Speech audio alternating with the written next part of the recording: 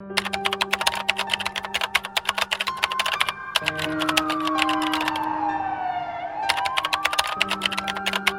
y a eu quoi?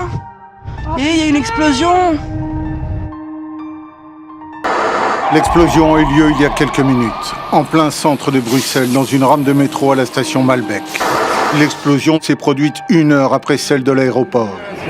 N'allez pas à l'aéroport de Bruxelles, il y a eu 2 explosions.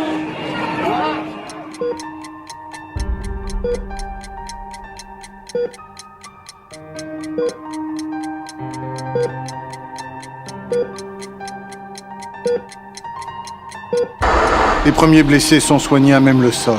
Le gros des secours n'est pas encore là.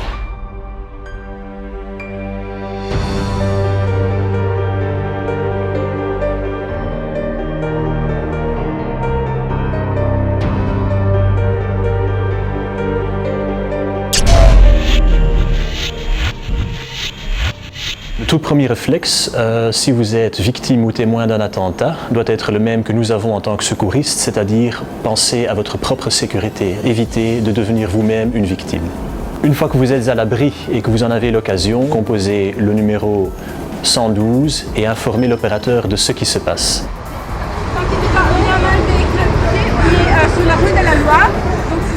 S'il y a des victimes, essayez de donner une estimation sur leur nombre. C'est fort important pour pouvoir envoyer des secours appropriés.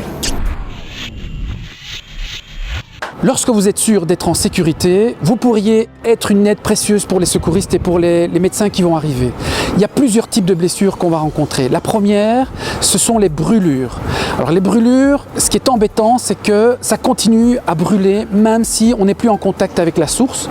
Et donc pour cela, il faut absolument refroidir la brûlure. Pas très compliqué, il y a 3 choses à penser. C'est de prendre de l'eau courante à 20 degrés, tiède-froid, à 20 cm de la brûlure, donc le jet à 20 cm de la brûlure, et pendant 20 minutes. C'est très important de faire ça pendant 20 minutes pour s'assurer que la brûlure ne se complique pas et donc pouvoir même sauver la personne.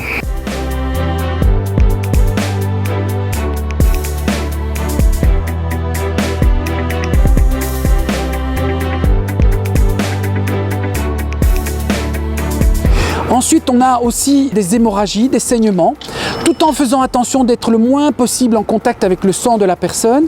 C'est d'essayer de calmer, de juguler le saignement, soit en comprimant tout simplement sur la plaie.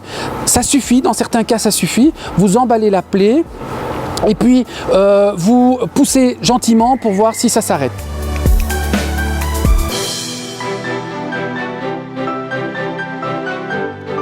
Si malheureusement ça ne s'arrête pas, alors là il va falloir agir de façon plus grave parce que le jet sanguin est tellement important que vous ne le contrôlez pas et à ce moment-là il va falloir appliquer un garrot. Alors un garrot, pas de choses compliquées, un bout de vêtement, un bout de manche de chemise, une ceinture ou même voire plus simple, des lacets. Vous prenez un lacet, vous le mettez autour de la plaie, au-dessus, 5 cm plus ou moins au-dessus de la plaie, vous serrez très fort et puis vous vous aidez d'un bic ou d'un bâton pour tourner le lacet. Ensuite, vous fixez le lacet avec le bic pour qu'il ne tourne plus une fois que le saignement s'est arrêté. Et chose importante, notez l'heure à laquelle vous avez mis ce garrot sur le front, le plus facile parce que le plus accessible, ou près du saignement.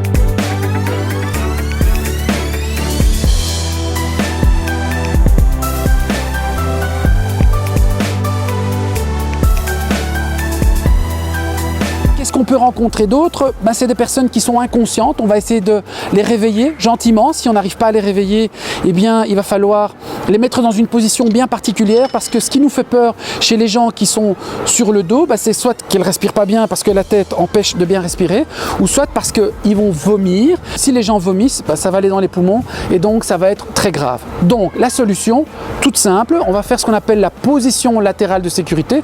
Rien de bien compliqué. Vous mettez la personne sur le côté de façon stable, la tête bien en arrière, de sorte que la langue soit bien dégagée pour respirer. Les services de secours ont besoin de vous. En attendant notre arrivée, nous, le personnel médical, on a besoin de vos réflexes. Partagez le plus possible, ce sont des infos qui peuvent sauver une vie.